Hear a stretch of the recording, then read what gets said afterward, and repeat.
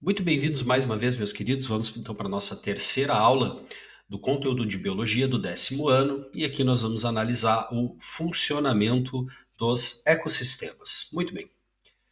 Bom, a primeira coisa que nós temos que pensar para o funcionamento dos ecossistemas é a disponibilização da energia. Então, para que exista um ecossistema funcionando, eu preciso ter seres que produzam energia e outros seres que, obviamente, irão se beneficiar dessa produção de energia. Nós não podemos esquecer que os ecossistemas, lá nos estudos dos próprios sistemas, eles são considerados sistemas abertos. O que isso quer dizer ser o ecossistema um sistema aberto? Sistemas abertos são aqueles em que nós temos trocas de energia e troca de matéria. Então, os ecossistemas, eles são considerados sistemas abertos, porque, obviamente, nós temos troca de energia. Em que sentido? Nós trocamos, por exemplo, calor com o ambiente, nós estamos constantemente perdendo calor para o ambiente. E, obviamente, nós temos troca de matéria. Nós nos alimentamos, então nós estamos ingerindo matéria, e, obviamente, nós temos, por exemplo, o nosso sistema excretor que está devolvendo esta matéria para o ambiente. Por isso, dessa forma, os ecossistemas eles são sistemas abertos e, obviamente, dinâmicos, porque eles se relacionam com outros ecossistemas e eles não são estáticos, ou seja, eles são estáveis. Eles podem sofrer alteração ao longo do tempo. Obviamente, essas alterações elas não podem ser constantes, porque senão não daria tempo para as espécies sobreviverem e evoluírem para se adaptar a essas novas características, mas eles não são estáticos. Okay? Então, os ecossistemas são sistemas abertos e sistemas dinâmicos. E como eu comecei falando essa aula, os ecossistemas eles dependem, obviamente, do fornecimento de energia, em primeiro lugar. Então, eu preciso de seres que produzam a energia, mas eu também preciso de seres que reciclem constantemente esta matéria produzida ou chamado também de nutrientes. Por isso, nós temos então isso aqui, os tipos de nutrição, que inclusive nós tínhamos falado lá na nossa primeira aula, quando nós falamos lá da classificação do Thomas Cavalieri, falando sobre os 7 reinos. E o Uzi já teria alterado esses 7 reinos para 3 domínios, porque ele separou. Primeiro ele analisou a constituição da membrana, constituição, desculpa, não, a existência de membrana nuclear ou não dos seres que nós estávamos analisando nutrição, aqueles que são autotróficos ou aqueles que são heterotróficos. Então, quando a gente fala em nutrição, a gente está falando exatamente disso, seres que possuem a capacidade de gerar alimento. Então, mais uma vez, vamos analisar aqui a etimologia. Esse auto quer dizer próprio, e o trófico vem de uma palavrinha grega que se fala trofé, que quer dizer alimento. Então, os seres autotróficos são aqueles que produzem o seu próprio alimento, diferentemente dos seres heterotróficos, em que hétero quer dizer diferente. Então, a fonte de alimento de um ser heterotrófico não é dele mesmo, não vem dele mesmo, ele precisa se alimentar de alguém, seja esse alguém autotrófico ou heterotrófico, obviamente, ok? Então, vamos adiante aqui. Então, falando de energia e de reciclagem, né, de produção da energia e da reciclagem da energia, nós chegamos então ao ciclo da energia e às nossas famosas cadeias alimentares. Então, lembrando que numa cadeia alimentar nós temos os seres produtores, que são os seres autotróficos, nesse caso são as algas e as plantas. Nós temos todos aqueles seres que consomem direta e indiretamente a energia dos produtores, e quando eu digo direto, vão ser aqueles seres filtradores de algas ou seres herbívoros, obviamente indiretamente, depois todos os predadores que estão consumindo indiretamente essa energia proveniente dos produtores. E, finalmente, aqueles seres que fazem um trabalho importantíssimo de reciclagem da matéria, que são os nossos decompositores. Então, vamos analisar as cadeias alimentares a partir da sua nomenclatura. E aqui é importante, tá? Então, elas têm diferentes nomenclaturas. Então, vamos à primeira nomenclatura, que são as mais conhecidas, que nós acabamos de falar. Então, aqui nós temos os produtores. Então, temos produtores. Aqui em cima vamos colocar os consumidores.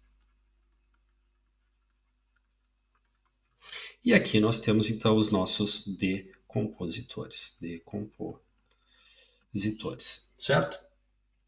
Porém, cada um dessas etapas dessa cadeia alimentar, nós chamamos de níveis tróficos. Então, nós colocamos em ordem. Aqui nós temos o nosso primeiro nível trófico. Nós temos o nosso segundo nível trófico, o nosso terceiro nível trófico e, finalmente, nesta cadeia, nós temos o nosso quarto nível trófico. Isso vai variar de cadeia para cadeia, é claro. Se eu estivesse analisando uma cadeia só árvore e gafanhotos, eu teria 2 níveis tróficos, ok? Nós ainda podemos analisar os consumidores, apenas os consumidores. Então, nós poderíamos colocar que nós temos aqui o primeiro consumidor e o segundo consumidor. Então, seriam essas as nossas nomenclaturas. Nós temos produtores e consumidores e decompositores, analisando quem produz a energia, quem consome a energia, quem recicla a matéria. Nós podemos analisar a partir dos níveis tróficos, então, do primeiro nível trófico até aquele último nível trófico de uma cadeia, e obviamente nós podemos analisar apenas os consumidores, sendo sempre o primeiro consumidor aquele que está se alimentando aqui, nesse caso, do produtor, ok? Então, temos aqui determinadas nomenclaturas para as nossas cadeias alimentares. Lembrando, e nós já vamos ver isso, que quanto mais próximo dos produtores, maior será a disponibilidade de energia. À medida que nós vamos avançando nos níveis tróficos, essa energia ela vai se perdendo. Já vamos falar sobre isso. Então, exatamente sobre o que eu estava falando agora, nós temos a transferência da energia nas cadeias. Uma coisa que é importante nós percebermos é a energia ela é unidirecional, tá bem? Então, ela é produzida a partir dos produtores e indo em direção aos decompositores. Uma coisa que é importante nós pensarmos também é que as setas numa cadeia alimentar, por exemplo, aqui, ó, vou botar aqui uma arvorezinha, aí eu faço lá a minha seta, e aqui, por exemplo, eu tenho o meu primeiro, vamos supor que seja uma joaninha aqui. Não está muito bonita, eu não domino muito a canetinha, mas ok. E depois, então, aqui nós teríamos um decompositor. Vou botar aqui um cogumelinho. Tá bem? Essa seta aqui, ela não é meramente ilustrativa, ela tem uma importância. Ela está dizendo que a energia produzida aqui, ela está indo nessa direção. Ou seja, está dizendo que este consumidor está se alimentando desta árvore, que este decompositor está decompondo esta joaninha. Se eu colocasse a seta desta forma, eu estaria dizendo que a árvore estaria se alimentando da joaninha, ok? Ou se aqui, em vez desse cogumelo aqui, eu tivesse, sei lá, meu Deus, eu não sei desenhar vamos pensar que isso aqui é um jacaré, tá bem? ficou horrível meu jacaré. Mas se eu estou fazendo essa representação, e obviamente jacaré não se alimenta de joaninha, mas foi a primeira coisa que me veio na cabeça. Eu estou dizendo que o jacaré está se alimentando da joaninha. Se eu fizer a seta nesse sentido contrário, eu estou dizendo que a joaninha está se alimentando do jacaré. Então é importante a gente perceber isso, tá bom? Deixa eu apagar esses brilhantes desenhos aqui. Então, a primeira coisa que a gente tem que lembrar é que há um fluxo unidirecional de energia. E agora uma parte bem importante.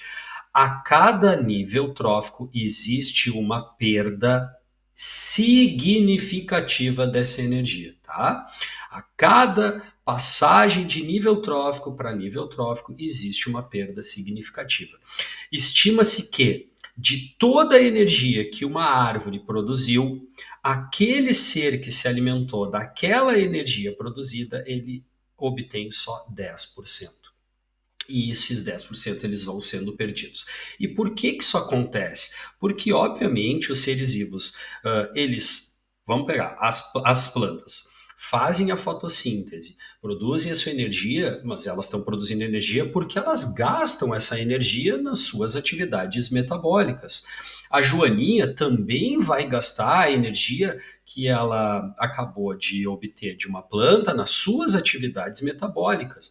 No mínimo, ela vai tentar se proteger, fugir, ou até as joaninhas são predadores vorazes, ela vai ter que caçar as suas presas, então ela acaba gastando energia também. Então, existe essa estimativa de perda de energia à medida que nós avançamos nos níveis tróficos das cadeias alimentares. Então, é isso aqui que a gente está representando. Ó.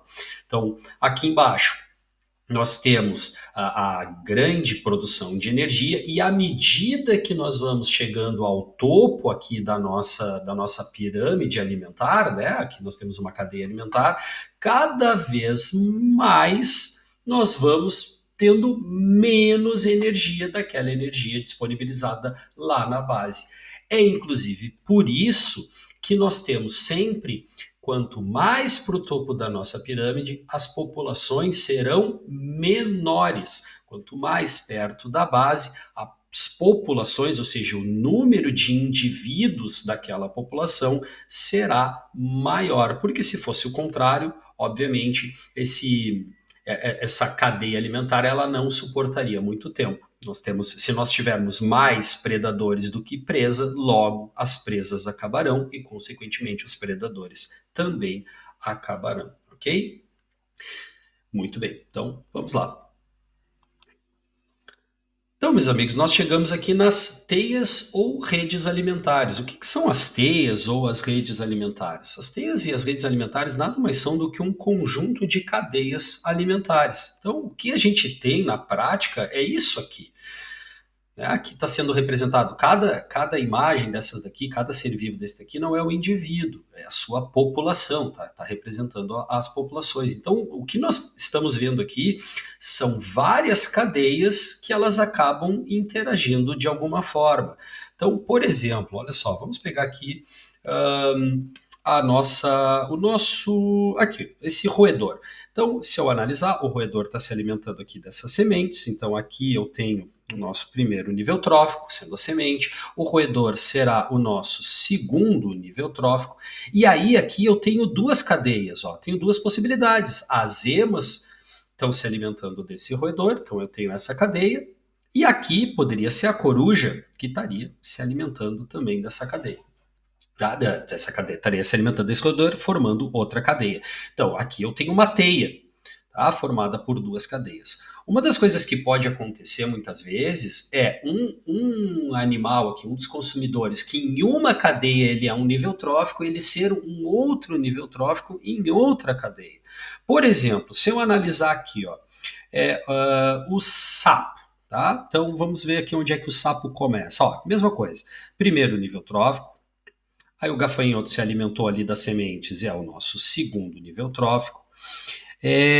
Depois... eu achei que o gafanhoto iria para o besouro. Aqui, o gafanhoto está sendo comido pelo pica-pau, que é o quarto nível trófico. E aí a sucuri está se alimentando do pica-pau e ela vai ser, neste caso aqui, o nosso quinto nível trófico, certo? Porém, nós podemos pegar um outro caminho aqui, ó. Ó, semente, primeiro nível trófico, pica-pau sendo segundo nível trófico. Então aqui nessa cadeia ele era o quarto, aqui ele já é o segundo. O pica-pau vai ser comido, por exemplo, pelo gavião, que é o terceiro nível trófico, tá?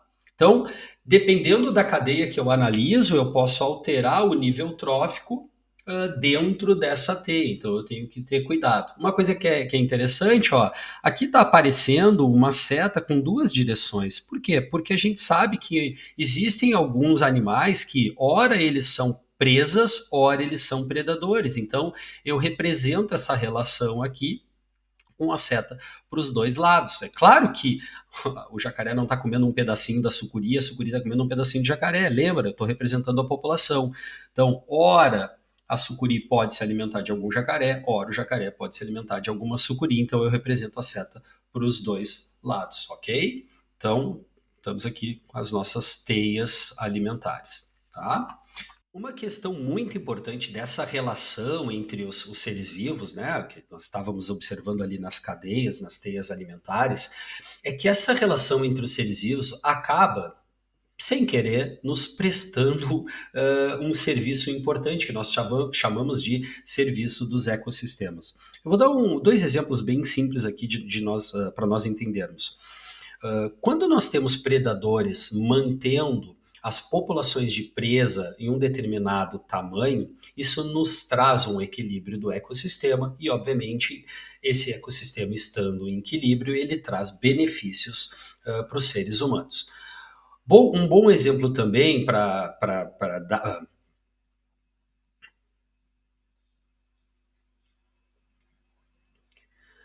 Muito bem, essa relação que nós acabamos de ver das cadeias e das teias alimentares, sem querer, elas acabam prestando o que a gente chama de serviço dos ecossistemas ou serviços ambientais. Quando há um ecossistema em equilíbrio, obviamente.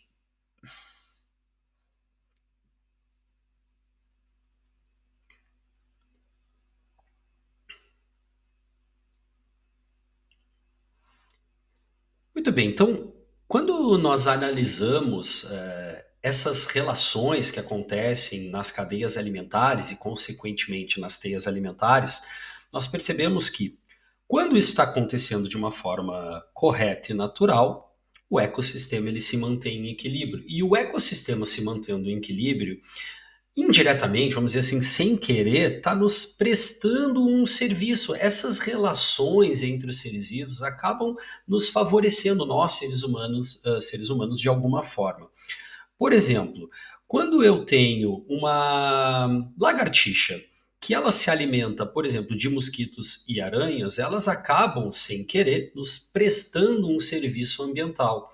No momento em que uma lagartixa ela se alimenta de um mosquito que poderia me transmitir uma doença, ou se alimenta de uma aranha venenosa, né, que poderia nos causar algum acidente, ela está nos prestando um serviço ambiental.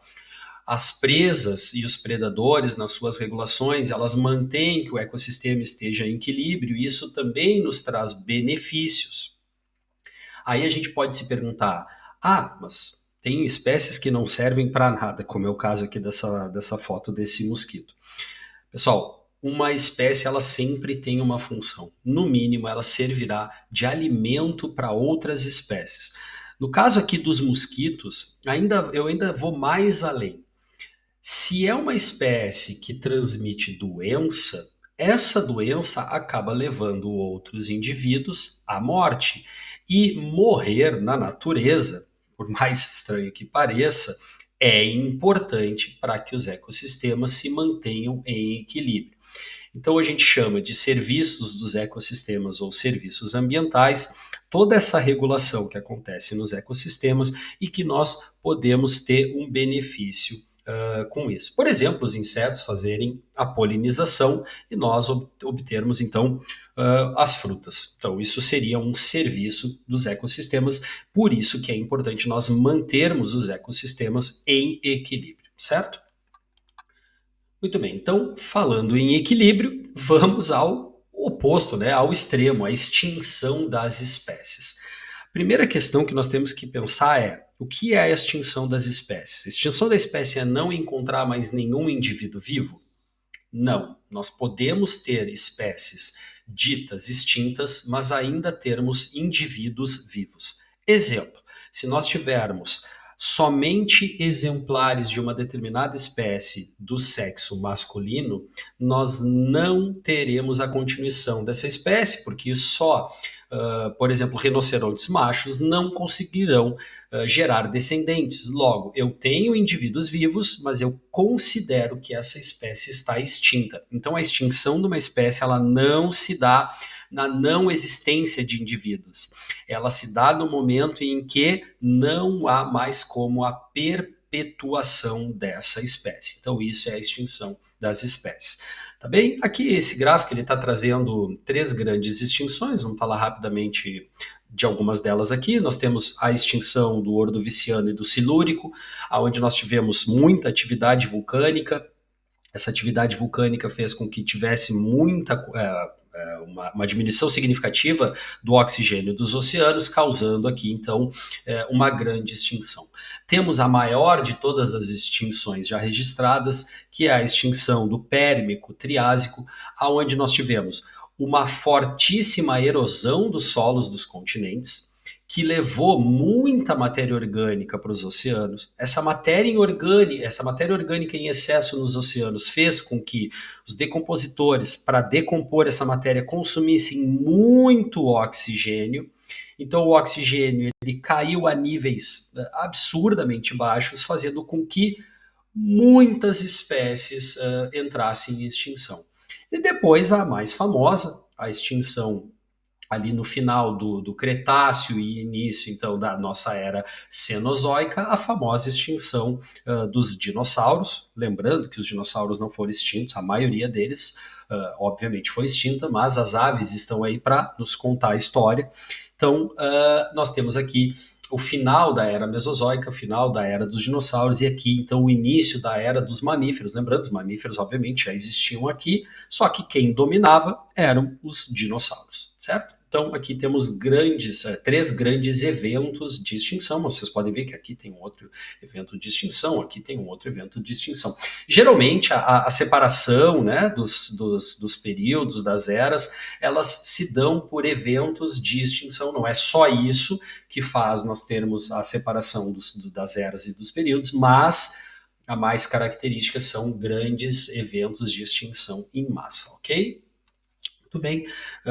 Para nós encerrarmos, vamos falar aqui das causas antrópicas de extinção. O que são causas antrópicas? Ou seja, são aquelas extinções causadas pelo ser humano. Então aqui temos 5 exemplos. Por exemplo, a destruição dos habitats. Obviamente, se eu destruo um determinado habitat, eu posso fazer com que espécies que só aconteçam ali sejam extintas. Eu tenho a questão aqui das espécies invasoras. Então, quando eu pego uma espécie de um outro lugar que não acontece em uma determinada região e eu introduzo ela, se essa espécie ela estiver bem adaptada a essa nova realidade, ela pode simplesmente competir por alimento, competir por espaço, fazendo com que as espécies originárias, né, as espécies nativas daquela região, não consigam vencer essa competição, fazendo com que essas espécies elas sejam extintas. Obviamente, a sobreexploração dos recursos naturais, aqui eu poderia destacar a pesca, a pesca excessiva, né? A pesca intensa, ela faz com que muitas espécies já tenham se extinguido e algumas estejam à beira da extinção. Obviamente, a poluição e, finalmente, as alterações climáticas podem levar aí a uma nova, quem sabe, uma grande extinção. Existe uma classificação ali nos períodos em que nós já estaríamos não mais no Holoceno, né? Na era do Holoceno, no período, desculpa, nós estaríamos no Antropoceno, que seria a época dos homens, a época dos seres humanos, porque nós já teríamos impactado tanto o ambiente que em todos os lugares do planeta, inclusive agora fora do planeta, por conta do lixo espacial, nós perceberíamos a presença dos seres humanos, então nós já estaríamos nesse novo período chamado Antropoceno. para vocês perceberem o quanto nós conseguimos impactar o meio ambiente. Ok? Então chegamos no final desta nossa aula. Até a próxima!